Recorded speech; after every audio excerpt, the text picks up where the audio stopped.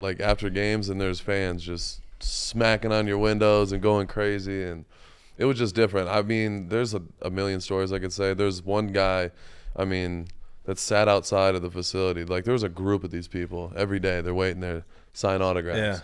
And then eventually you're like, okay, the same guy is fucking here every single day.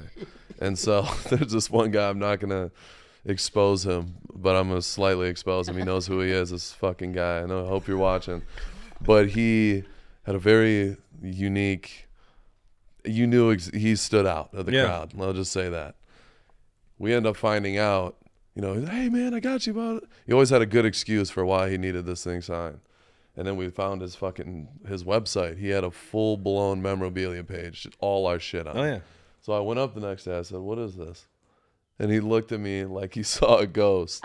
And I was like, come on, bro. I'm like, I will sign for anybody. I'll sign for any grandma, child, whatever. I'm like, but come on, bro. I was like, be better. I'm like, what are we doing? That's new to the world, man.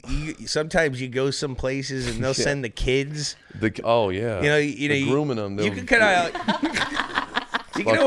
you can always kind of know who the autograph people are because they kind of look like carnies. Oh yeah, little carny-y. Yeah, you know, and they have a story. And very unique look, all of them. And then if you're doing blanks. You know you're dealing with that, and it's even worse when they start bringing in the kids. I've seen kids. Oh yeah.